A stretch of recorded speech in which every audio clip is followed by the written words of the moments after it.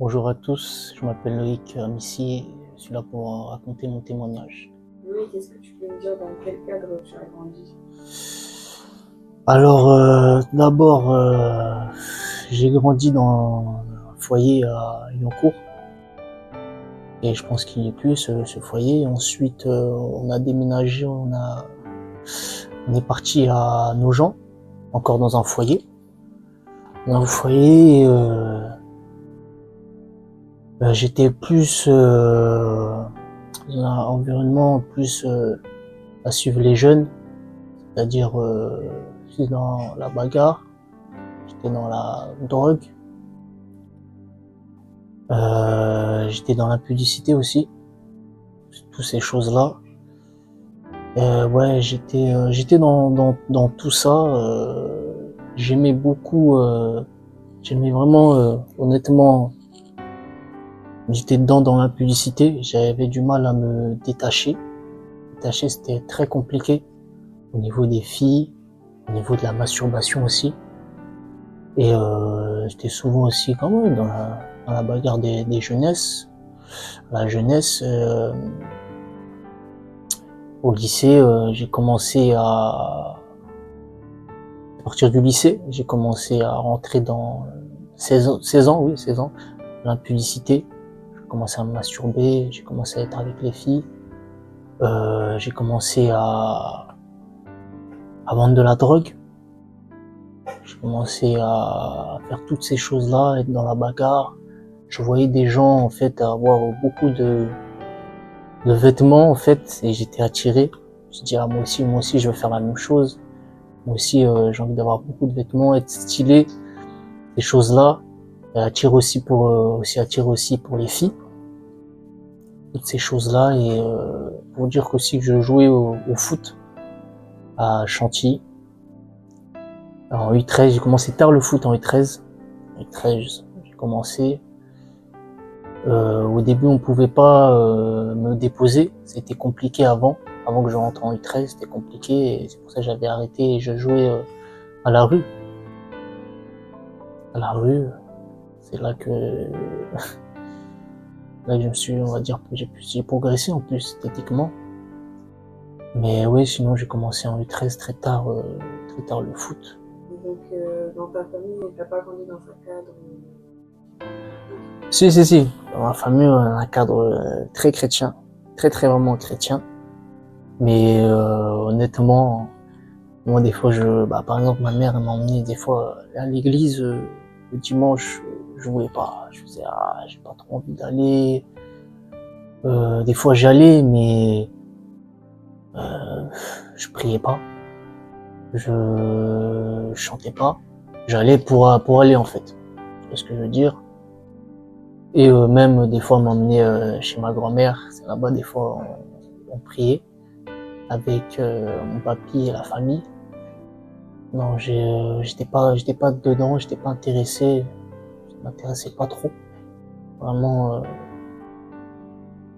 cette relation avec Jésus. Oui, mais sinon j'ai grandi dans un cadre vraiment chrétien. Et jusqu'ici, ça a Dis-moi. été quoi la suite de ton parcours? Comment t'en es venu à ce qu'aujourd'hui tu puisses marcher avec le Seigneur? Alors, je vais vous expliquer vraiment où j'ai commencé à me poser vraiment des questions. Alors, tout d'abord, je jouais à Chantilly au foot en senior. Ensuite, j'ai arrêté. Je suis parti à Gouvieux. Et à Gouvieux, c'était l'année 2022, je ne me trompe pas, c'était vers la fin.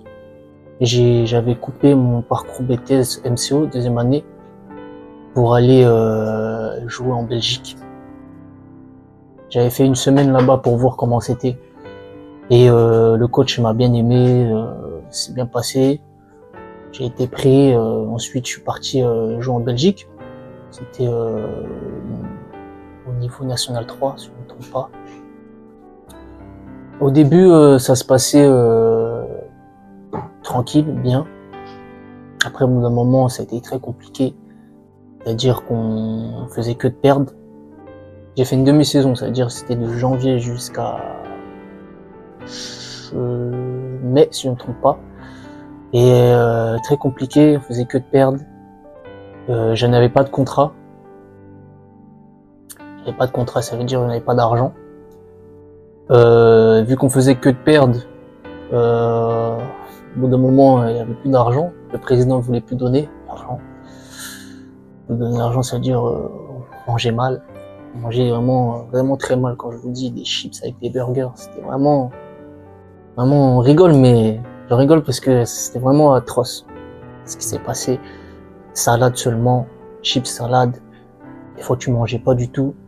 Des fois, il y avait plus d'eau chaude. Ça veut dire que tu te laves avec l'eau froide. Et en hiver, en Belgique, je pense que tu vas vite tomber malade. Très compliqué. Et ouais, moi, j'étais parti là-bas pour essayer de me faire un nom là-bas. Je jouais seulement au football. Et je priais de temps en temps. Ça m'arrivait des fois de prier. Mais je disais pas la parole. Juste, je priais seulement. Et je jouais seulement au foot. Et ensuite, quand la saison est terminée, vers la fin, on a commencé à gagner. On a commencé à avoir de la nourriture, à avoir de l'eau chaude, être dans une nouvelle maison, bien structurée, bien. Ça veut dire que sur le terrain, on était encore mieux, le confort. Et voilà, à la fin, je suis rentré avec 500 € seulement. Je n'avais pas de contrat, j'avais pas signé de contrat, j'étais parti dessus seulement comme ça. Je suis rentré avec 500 € et ensuite je suis parti en Belgique avec un ami à moi, chez son cousin, pour aller chercher des clubs. Ça a été très compliqué cette période-là, c'était si je ne me trompe pas, de fin juin jusqu'à octobre, début octobre, c'était très compliqué. On partait, on toquait avec nos sacs dans des clubs. Les sacs crampons, on toquait, est-ce que ça joue là-bas, est-ce que on peut faire un essai. Ça veut dire on faisait des 2 heures de trajet, 3 heures même des fois sans payer le ticket, le contrôleur. On fraudait beaucoup. Beaucoup de mensonges aussi dans la fraude, on disait pas vraiment son vrai nom. Et un jour, on a trouvé un club en août. On avait fait 2 semaines là-bas en prépa. Sauf que, en fait, j'ai oublié un détail. C'est que quand on était là-bas en Belgique, en fait, chez son cousin, on n'avait pas d'argent, en fait. On était parti sans argent. Sur le compte en banque, on avait 0. Et j'avais pas du tout d'argent. Et mon frère, mon ami à moi, je l'appelle comme mon frère parce que c'est mon frère, sa mère nous donnait de l'argent, des virements dans son compte, 70 €, par-ci par-là pour faire les courses. Mais les courses duraient qu'une semaine, 2 semaines, et des fois on mangeait pas. Quand je dis on mangeait pas, c'est que vraiment pendant 2 jours on mangeait pas. Un jour on mangeait pas. À un moment je me suis fait une semaine que de thé et gingembre. À un moment j'ai mangé que fricandelle, du riz seulement, fricandelle ketchup. À un moment c'était que du Nutella. On n'avait plus d'argent en fait, et on voulait pas rentrer en fait. On voulait pas du tout rentrer, on voulait continuer encore à faire en fait non, c'est le foot. En fait, je mettais le foot et le Seigneur en deuxième, tu vois. Et je me lançais et puis au bout d'un moment, j'ai fait mon premier match avec une équipe D2 belge. J'avais mangé que des œufs, je me rappelle. C'est-à-dire j'avais pas de force. C'est-à-dire j'ai fait un mauvais match et le coach n'avait pas aimé. Et il a arrêté de nous suivre et dit d'arrêter de venir à l'entraînement.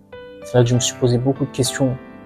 Qu'est-ce que je vais faire de ma vie? Est-ce que j'avais arrêté le BTS? Qu'est-ce que je vais faire? La saison elle est terminée. Mercato il est presque fini. Toutes les équipes sont complets.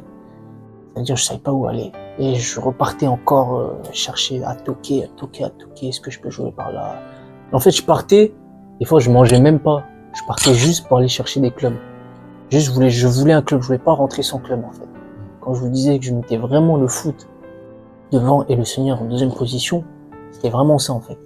Jusqu'à que j'ai perdu au moins 13 kilos. Parce que je mangeais pas, j'avais pas assez d'argent, ça donnait plus, l'argent, la maman, elle a plus trop à donner, c'était très compliqué ces temps-ci.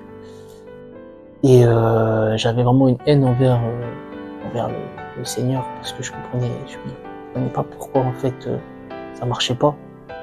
Je disais mais j'essaye tout, je suis gentil, je comprends pas pourquoi pourquoi ça marche pas là-bas, pourquoi en fait.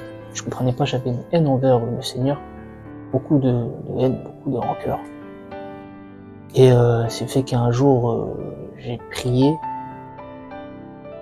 et j'avais même pleuré, je me rappelle ce jour-là. Et ensuite je pense à un frère à moi, avec qui j'ai grandi au foyer à Liancourt. Et d'un coup je reçois un appel. À la fin de ma prière, je pense vite fait à mon frère, et d'un coup je reçois un appel. Et il me dit ça va?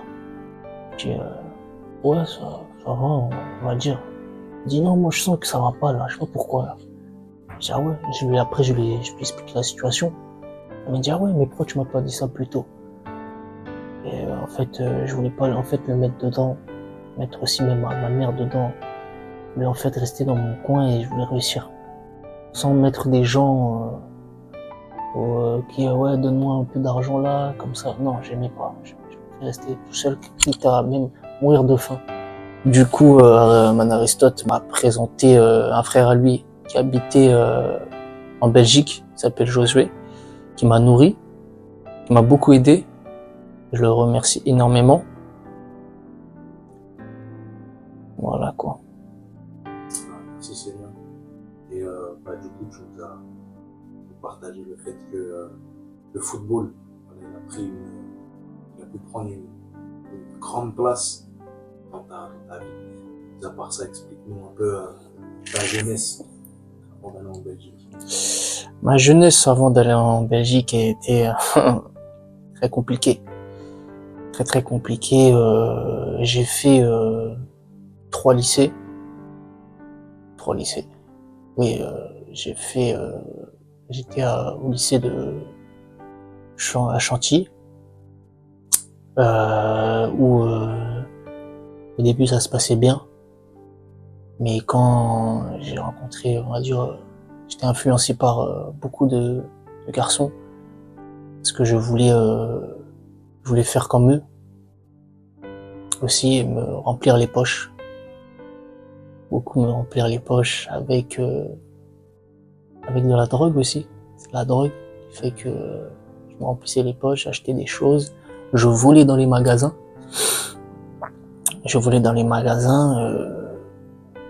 Et la première année, on va dire, où j'étais à Chantilly, j'ai beaucoup fait, vraiment fait souffrir ma mère, parce que je la ramenais beaucoup dans les conseils de discipline. Elle en avait marre un peu de moi, elle avait honte. Je la voyais dans son visage que je la décevais beaucoup. Chaque fois été convoqué, et que je me suis fait tirer du lycée de Chantilly pour aller dans un lycée à Senlis pour terminer, on va dire, mon année là-bas. Je crois que j'étais en 2e année si je ne me trompe pas. J'ai terminé mon année là-bas. Et j'ai terminé mon année, ensuite je suis parti à Montaterre, c'est un autre lycée. D'accord. Montaterre pour un autre lycée. Donc j'ai changé de filière. J'étais en vente. Donc du coup, j'ai passé ma première et ma terminale là-bas. Beaucoup influencé aussi. Voilà. Les choses, quand tu vois les choses, tu vois les gens, il y a de nouveaux ensemble, toi aussi tu veux la même chose. Donc tu es toujours dans la drogue, toujours. Et après, voilà, j'ai eu après quand même mon bac. J'ai eu mon bac. Ensuite, je suis parti au lycée à Creil, Julerie, pour faire BTS MCO. Donc voilà. Avant d'aller au lycée BTS MCO, j'étais parti en vacances. Et j'étais parti en vacances, et quand j'allais en vacances, en fait, avec mes amis, je vendais de la drogue dans le sud pour me remplir les poches. Encore une fois, c'est rigole, mais c'est pas à faire. C'est vraiment pas à faire. Je me remplis les poches, donc je vendais de la drogue. J'allais en boîte je crois que dans le sud, c'était la première fois que j'étais allé en boîte. Et ouais, j'aimais bien en fait tout ce qui est ambiance, la fête, mais je buvais pas d'alcool. J'étais pas dans l'alcool, je fumais pas de la drogue, mais je vendais de la drogue.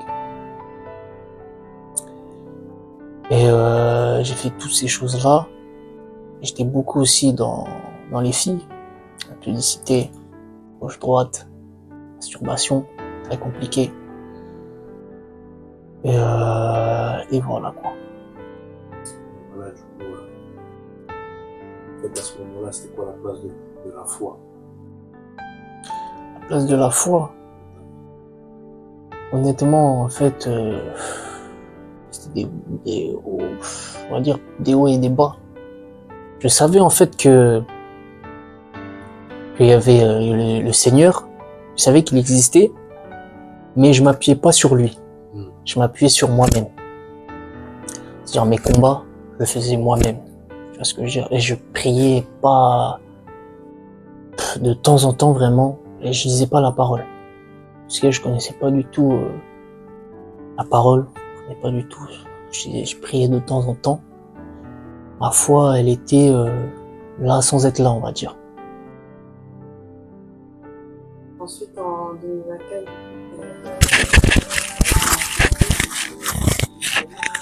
Oui, c'est ça. C'est ça, quand je suis rentré de Belgique, j'avais tellement une haine envers le Seigneur parce que je suis rentré sans club. Sans club, vraiment sans club. Je suis rentré aussi en même temps tout perdu, kilo. Pendant une semaine, j'avais une haine contre le Seigneur. C'est-à-dire, je péchais d'une manière sur la publicité. J'étais en fait moi-même, je voulais être moi-même. Je dis, prends plus la tête. Tu vois, et ensuite, un jour comme ça, je me suis repris. J'avais un groupe sur WhatsApp. Les frères à moi m'ont remis. J'écoutais la parole. Je méditais. Je priais plus.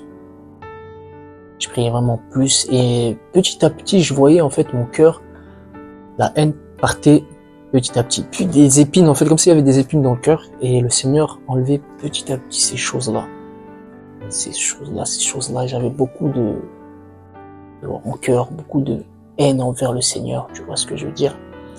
Et ça a été très, très compliqué. Parce qu'avant, je savais pas en fait si Jésus était Dieu. Avant, je savais pas si Jésus était Dieu.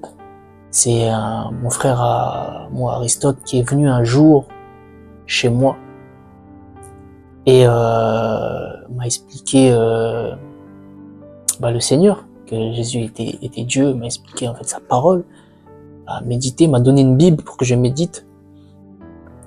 Et un jour, il m'a posé une question, et celle-là, je toujours me rappelé, m'a bouleversé. Il m'a dit si demain tu meurs, tu penses que tu vas aller où? J'ai beaucoup cogité parce que je me suis dit c'est vrai, si je meurs, je vais où? En vrai de vrai. Parce que tous les péchés que j'ai fait quand même, c'est pas bon ce que j'ai fait.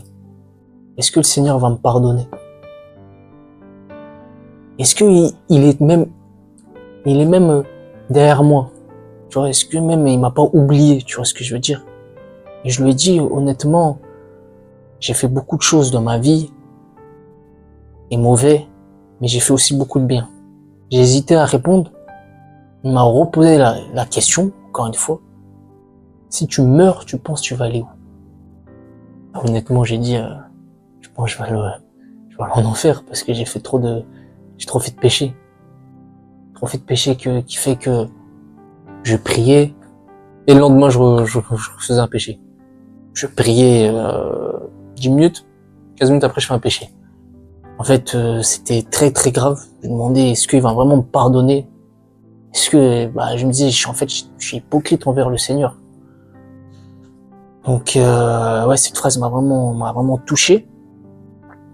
Donc je veux revenir rebondir sur cette fois-ci l'Italie. Quand j'ai fini la Belgique, j'ai trouvé un club en Italie. Je suis parti en Italie, très compliqué aussi. Je suis allé, je dormais dans une église catholique avec des étrangers et des Français et des Belges. Ça a été très compliqué. Ça veut dire des fois, il n'y avait pas d'eau. Ça veut dire dur de se laver. On se lavait au foot.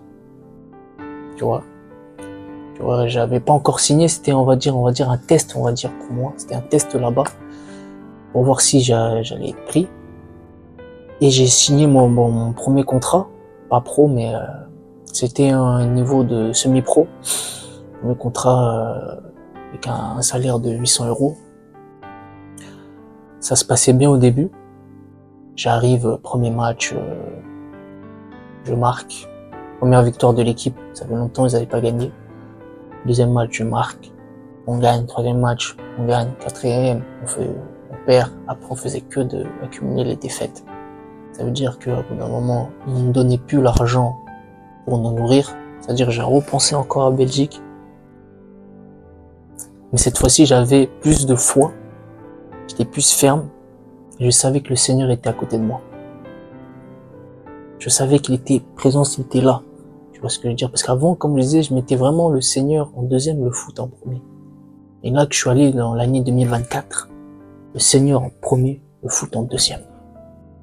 Tu vois, j'avais beaucoup plus de sagesse. La colère diminuait encore moins. Diminuait vraiment de petit à petit. La publicité petit à petit. Tu vois, je mettais ma confiance envers lui, même les situations que j'avais vécues. Mais je vais encore en Italie, mais j'avais plus cette foi, plus encore cette foi d'être ferme. Donc je m'inquiétais moins, on va dire. Et voilà, je termine ma saison en Italie. J'ai eu que un salaire sur la demi-saison de janvier jusqu'à mai, un salaire qui était de 800. Ensuite les autres salaires m'ont pas donné. Celui-là de mars, avril, mai, les 3 autres ils m'ont pas donné parce qu'on faisait que de perdre. C'est-à-dire je suis rentré chez moi avec 0 argent. Encore une fois, 0 argent et j'avais tellement une haine. J'avais une haine encore, mais je me disais c'est pas grave. C'est pas grave. Parce que là, tu l'as pris autrement. Oh, voilà, exactement. Plus autrement, je dis c'est pas grave. Tu vois, je vais aller encore vers l'avant, mais avec le Seigneur. Tu vois ce que je veux dire? Et je priais encore plus, je méditais plus, je comprenais encore plus sa parole. Parce que je sentais en moi, genre un esprit de paix. Tu vois? Je sentais en moi un esprit de paix. Quand je priais, je me sentais beaucoup mieux. En fait, par exemple, quand j'étais pas payé, j'avais des fois la haine qui revenait un peu. J'allais prier, je me sentais libre, paix, mieux. J'étais plus dans la joie. Tu vois ce que je veux dire?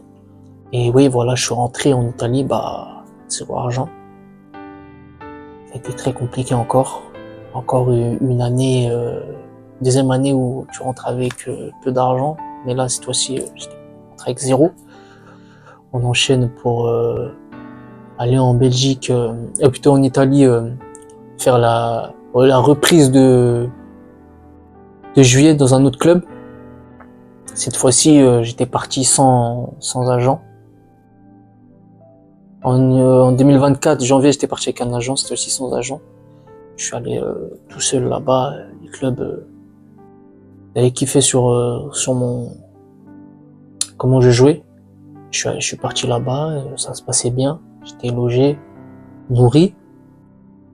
Ça se passait bien jusqu'à... On arrive à un moment en Italie vers le mois de juillet, de août, début août. Ça a commencé à être bizarre. Au niveau de la paye. Ça a commencé à être très bizarre. Du coup, j'ai commencé à prendre... J'étais avec toujours mon frère à moi qui était on a vécu en Belgique. Il m'avait suivi aussi. Du coup, il payait... C'était bizarre pour le paiement encore.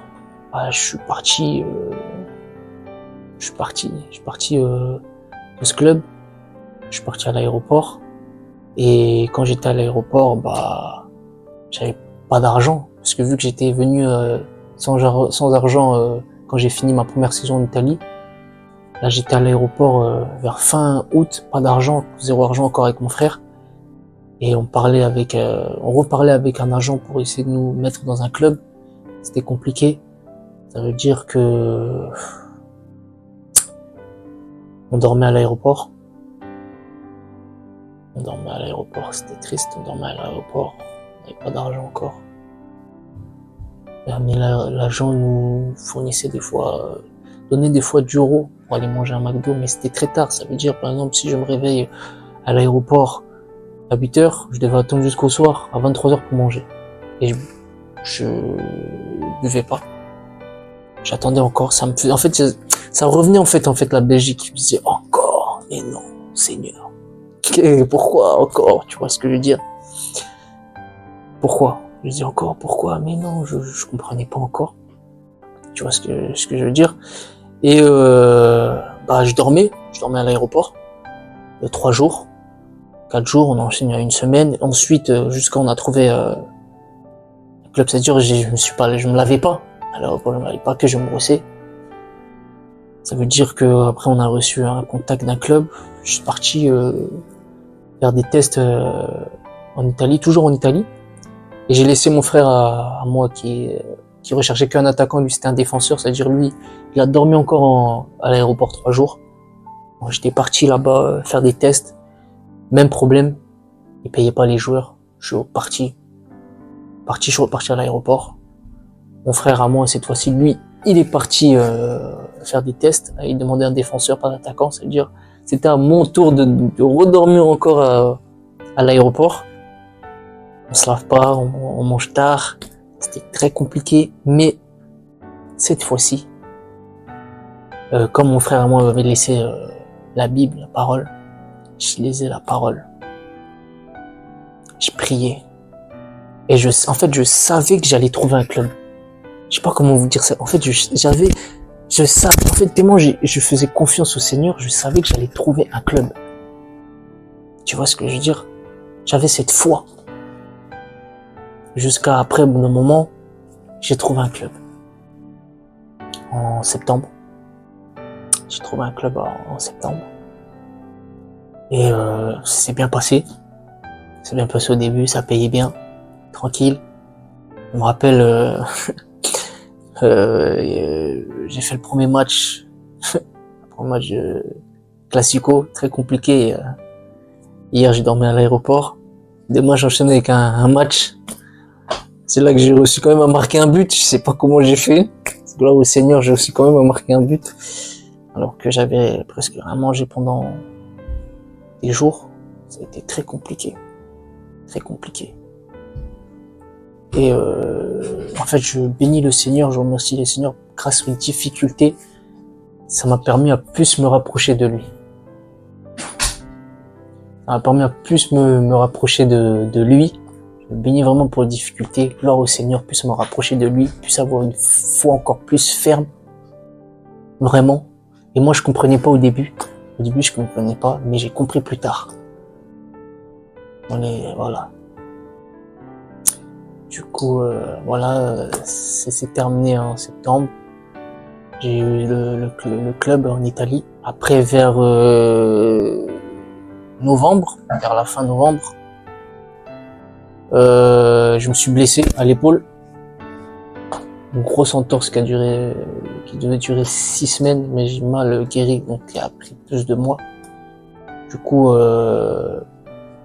c'était l'heure de rentrer parce que j'avais plus rien à faire dans le club. Je voulais rentrer chez moi et me soigner en France. Et eux-mêmes m'avaient pris le billet. Mais sauf que moi, je voulais pas rentrer parce qu'ils devaient me payer le mois de décembre. Mais ils ne voulaient pas payer le mois de décembre. Donc il a dit soit tu prends le billet, soit tu restes ici, tu te démerdes pour rentrer. C'est ce que je veux dire. Et moi en fait, au début payé, ça veut dire que j'avais de l'argent, mais j'ai acheté beaucoup de vêtements. Et j'ai mangé aussi dehors parce que des fois l'eau se coupait. C'est-à-dire on pouvait pas préparer, donc je mangeais dehors et j'avais pas calculé que après j'avais plus d'argent. Donc j'avais calculé pour le mois de décembre que j'allais avoir mon salaire, sauf que j'ai pas eu. Et ouais, ils m'ont dit non, tu vas rentrer, on te donne pas ton salaire. Du coup ça, je l'ai mal pris.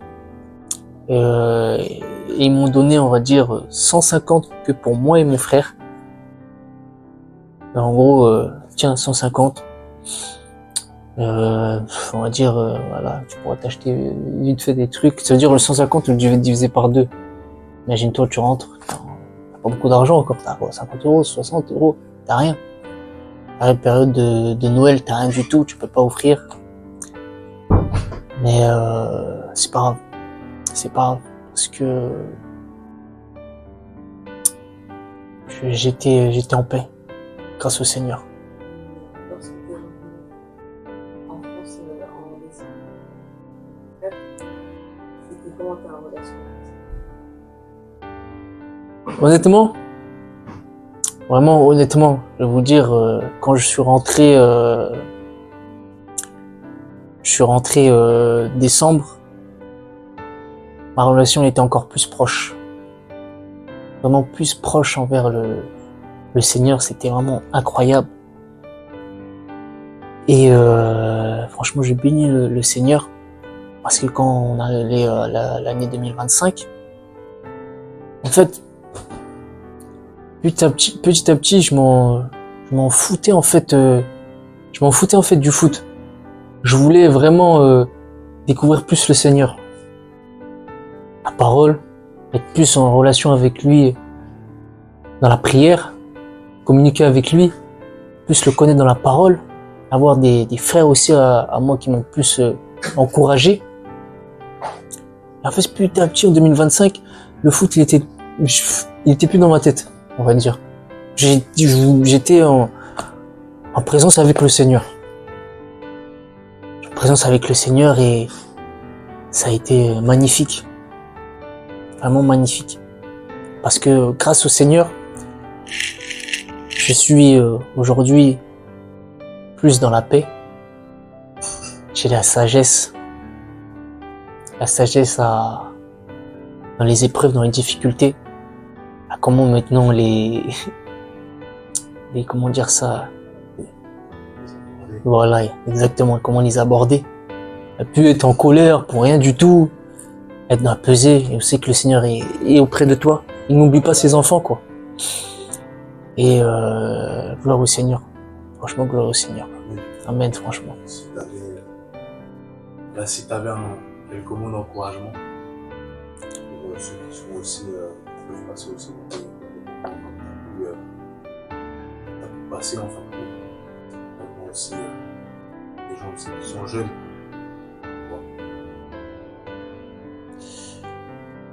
Ah, écoutez, mettez jamais en deuxième position le Seigneur. Mettez jamais en position le Seigneur. En vrai, non, en vrai, de vrai, mettez toujours en première position le Seigneur, car quand en fait tu le suis, tu suis sa parole, tu pratiques, tu pries, crois-moi que tu seras déjà toi-même plus apaisé, vraiment plus apaisé de la vie. Cette rancœur va t'enlever petit à petit, la haine que tu as, plus la sagesse dans les difficultés, à rester calme. Tu vois ce que je veux dire? Et même, il va t'ouvrir plus de portes. Il va t'ouvrir plus de portes. Vraiment t'ouvrir plus de portes. Et je vous encourage de toujours garder la foi, toujours prier, malgré les difficultés. Croyez-moi, ne lâchez pas. Ne lâchez pas, ne lâchez pas le Seigneur. Il vous oublie pas. Il vous aime. Il est toujours là. Il entend vos prières. Il est toujours là. Faites-lui seulement confiance. Et après, ça va couler comme une rivière. Amen. Gloire au Seigneur.